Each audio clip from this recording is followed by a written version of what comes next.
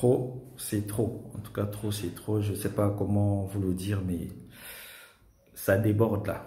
Donc, j'ai été dans l'obligation de faire une vidéo que je n'avais pas du tout prévu de faire, mais je me suis dit qu'il faut que je fasse cette vidéo.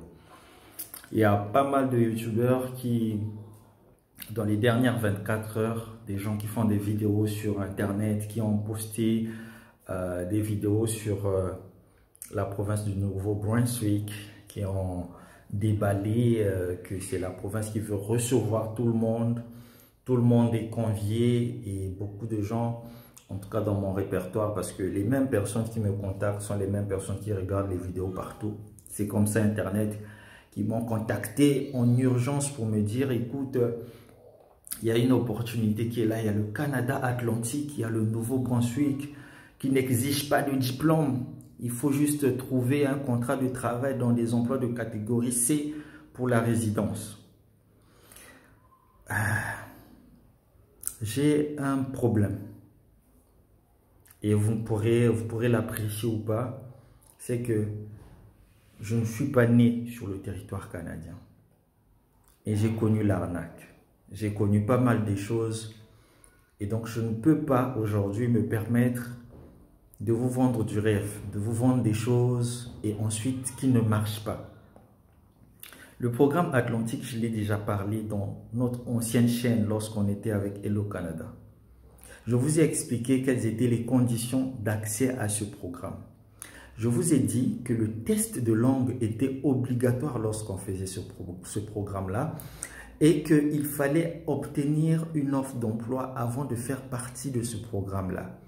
Je vous avais également dit que chaque province, il y en a 4, le New Brunswick, la Nouvelle-Écosse, l'île du Prince-Édouard et la province de Labrador. Toutes ces 4 provinces, chacune d'elles a une liste des employeurs désignés dans le cadre du programme Atlantique. Et je vous avais dit que si vous voulez faire partie de ces programmes, passez votre test de français. Deuxièmement, vous devez être anglophone. Parce que sur le territoire du Nouveau-Brunswick, tu ne pourras pas trouver du travail si tu n'es pas bilingue. Demandez à toutes les personnes que vous connaissez qui sont sur le territoire du Nouveau-Brunswick. Elles vont vous expliquer. L'histoire de dire que c'est une province bilingue, arrêtez avec ça, ça ne fait pas partie de la réalité. Voilà les conditions que j'avais dit. Vous passez le test de français.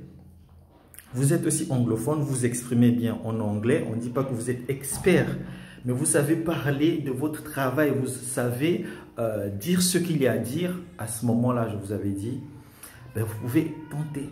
La première chose, c'est contacter les employeurs. Dans la liste, vous ciblez ceux qui sont de votre domaine et vous leur envoyez votre CV. J'ai même dit que dans la lettre de motivation, vous devez préciser le cadre du programme dans lequel vous venez. J'avais dit toutes ces choses-là. Et tout d'un coup, on vous promet qu'il y a un programme qui est en train de recruter et où on prend tout le monde. Même si tu n'as pas de diplôme, même si tu n'as pas d'expérience. J'aimerais vous dire quelque chose. C'est un programme de résidence, c'est un programme donc économique. Et donc, entre les Africains et les Indiens profitent beaucoup plus de ce programme. Les anglophones profitent beaucoup plus de ce programme parce que c'est établi. On sait que ces anglophones-là, ils parlent anglais. Ils sont dans un pays anglophone. C'est un peu plus compliqué pour les Africains. Mais si vous faites ce que je vous avais dit avant, il n'y a pas de raison que ça ne marche pas pour vous. Mais j'ai horreur des gens qui vendent du rêve à certaines personnes qui sont dans l'extase, qui commencent à faire des CV et envoyer. Et demain, les mêmes vont encore revenir pour dire que l'immigration, c'est comme s'ils ne veulent pas des personnes. Non. Pour réussir l'immigration, il faut que vous fassiez ce qui est bon pour votre profil. Pas ce qui a marché pour les autres. Je le dis et je le répète. Après, vous pouvez détester pour ça, mais c'est la réalité. Les gros titres, on sait qu'il y a des... Vous devez cliquer sur la vidéo. On peut mettre, mais dans la vidéo, il faut expliquer, il faut dire la vérité. Expliquer que non, il faut que tu aies un test de langue. Et c'est pas que tous les employeurs prennent les gens sans diplôme. Si tu veux par exemple être aide cuisinier. Parfois, on va te demander une certification. Parfois, il faut que tu aies le niveau bac d'abord. Un diplôme après le bac qui te permet d'exercer cette formation. Donc, c'est très important de préciser aux gens pour que les gens ne se perdent pas. C'est ce que je tenais à partager avec vous. Ne vous troublez pas. Si vous faites l'immigration et que vous recevez des informations à gauche, à droite, à la fin, vous allez vous retrouver, vous ne savez plus quoi faire. Oui, celui-ci dit ça, l'autre dit ceci, l'autre.